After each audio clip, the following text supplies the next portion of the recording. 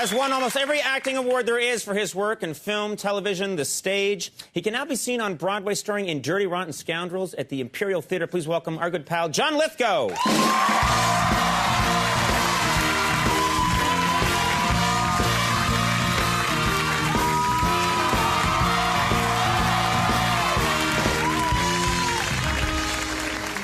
Such a large man. That's just refreshing. Most celebrities are tiny, tiny people. Your size, Conan. Yes, yes. Two big men. Most nights you watch this show, I'm cradling like first guest. Hello there, little guest. But you, a large, strapping fellow. Good to have you on the program. Nice to be back. You're here in New York City. You're working on this play. You're having a good time. Are you running into any people in New York? Are you seeing any of your old friends? Well, I don't know about old friends. Right. Lots of old friends, but I was in Bergdorf Goodman's returning some clothes recently, and who should I see but Governor Arnold Schwarzenegger. With an aide and a security man. And you saw Schwarzenegger at It's just not a macho place to see. I know. It was a strange disjuncture, but there he was, and we recognized each other. I know him very slightly, and we sat there chatting, making small talk in the middle, with all the salespeople gathering around watching. Right. And he said he invited me to Sacramento, and I invited him to my show. Right. I went upstairs afterwards, where there's this open rotunda where you can stand and talk to the people down on the first floor. And there was a saleswoman at the other end, and she was saying to a colleague, "Did you see John Lithgow?" And I thought, yes! That's... yeah, exactly. That's I'm good. Thinking of running for governor. Yeah, you got the top billing. You know, it's so funny, because I ran into Schwarzenegger once out in the real world, and it's so strange to see him in a common setting, because he's such an unusual... I saw him once. There's a little place on the East Side, and I stop there sometimes in the mornings to get my coffee. And I stopped in to get some coffee, and I'm just sitting there, and you know you're not awake yet, and I have my coffee, and I'm just like sitting there with my coffee. I'm just having my first 2 sips, and all of a sudden I just sort of hear like, "Hey, go there!" And I look around. It was Arnold Schwarzenegger, and it's just surreal to see him, because it's like seeing Bugs Bunny, you know, in the morning. And then he said to me, the strangest thing is, he said, like, we had nothing really to talk about, so he went, "Oh, so you're having your coffee in the morning, I was like, yeah, coffee in the morning. He's like, "Yeah, it helps you wake up, I'm like, "Yeah, it helps you wake up. Yeah, coffee helps you wake up, yeah." And I was like, "Yeah." And then there was a long pause. He was like, "Yeah." And then for a while, he and I were just making noise at each other. But it was very odd.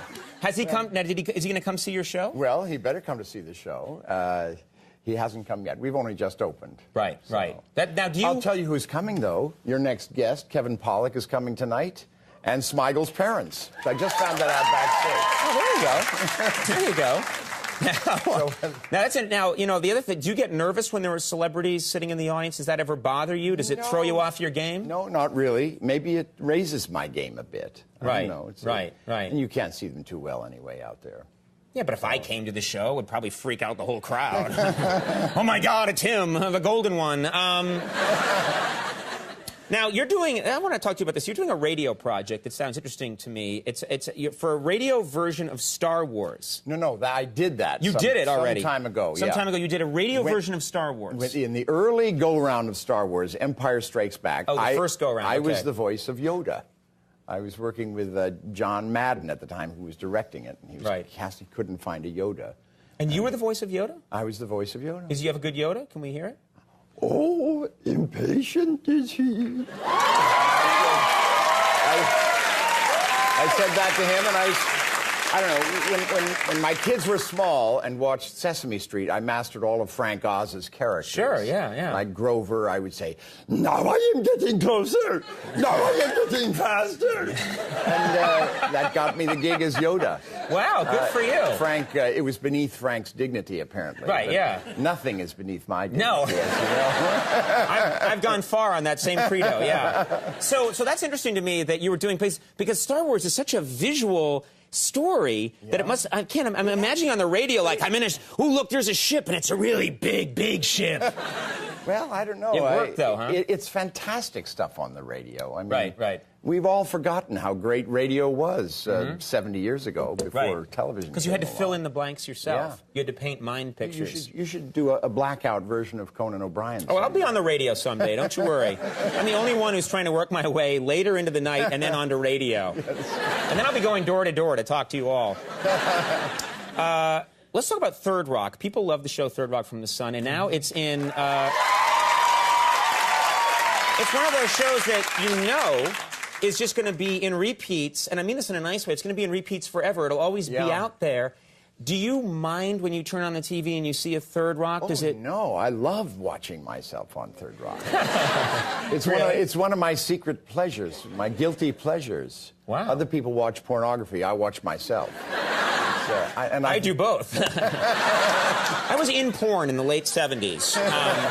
But no, I would think that if you're watching yourself, doesn't it remind you of work, or do you have different associations, or are you able to... I mean, the amazing thing to me is how much I've forgotten of Third Rock. I will see I think I remember it all until I see an episode which is like all new to me. Maybe it wasn't even me. Who knows? But you're actually able to watch it and say, I wonder what's going to happen. Virtually, yes. That's kind of scary. Yeah. I mean, I guess I remember the 10 or 12 great Third Rocks, and I think I remember them all, but there were 138 of them. Right. So it's, you know, and they're wonderful. I mean, I miss that show. Yeah. Do you see it ever in a foreign country and you see it? And yes, I've seen myself. Actually, I'm much better in French. I'll tell you a wonderful story, in fact. I was in Paris, France, walking along Saint-Germain-des-Prés, and this kind of haggard, thin, intense man came up to me and he says, my name is Cesare Ferrari.